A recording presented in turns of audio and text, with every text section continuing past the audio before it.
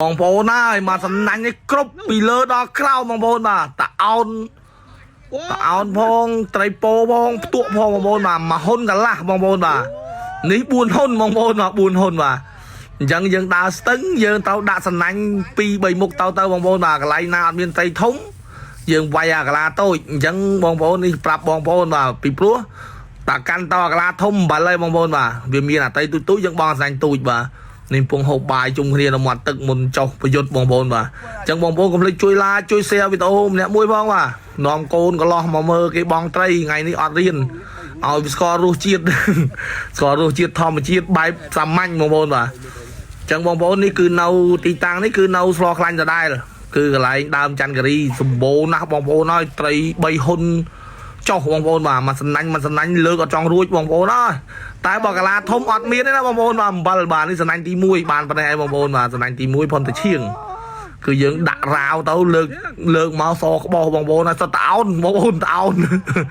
បើសំណាញ់នោះមកសំណាញ់នោះពិនសតបងប្អូនបាទមកសំណាញ់ក្រោយនេះពិនមកពិនឲ្យពិនកន្លះស្បៃតែមកសំណាញ់កន្លះស្បៃបងប្អូនអូសបាយយោមែនតែនបាទ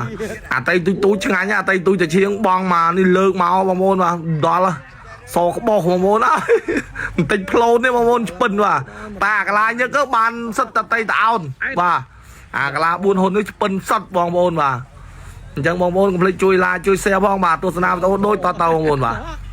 ណាញ់បងប្អូនដល់ហើយកន្លះស្បៃងាកមកលិចចាំត្រង់ដាច់ទាំងអស់លីងញាក់តាមមុខទាំងពីរវាមកផកដាក់ញាក់ផកដល់តឡាក្រលេងកាច់តែមួយហ្នឹងដល់តឡាក្រហ្នឹងហើយនេះអាហ្នឹងមកហៅពេញអច្រើនជាងមុនទៀតដល់ហើយបងប្អូននេះ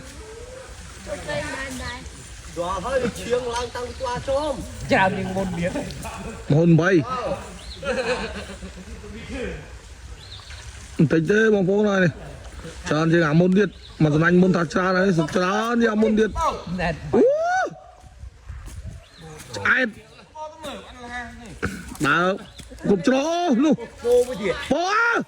នោះអូនេះអូតើផ្ទក់ទៀតអូនោះមួយទៀតវាលេចទូហើយលេចទូ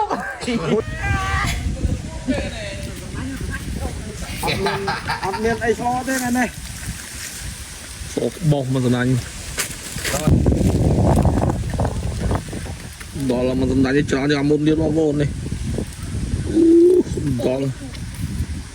អូបងផ្ទុកផងកូនតៃតអោនសុតបងតអោនសុតrồi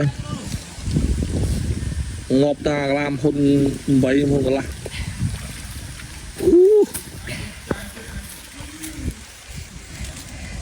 នេះអូខេតអោនយើវាខ្ពិនដែរអាចេតដល់ហើយពីលើដល់ក្រោម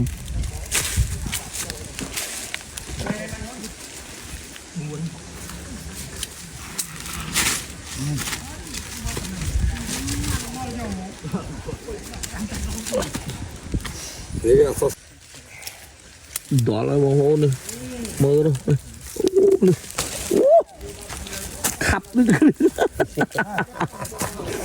ចៃតែ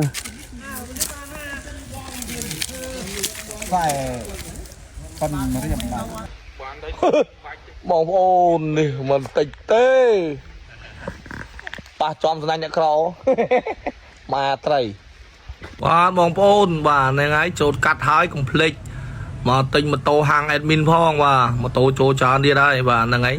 នៅវងមូលសុកវលជាប់ហាងនំប៉័ង Twin Cake បាទថ្មីក៏មានមកទឹកក៏មានអាទូចក៏មានអាធំក៏មានបាទអរគុណច្រើន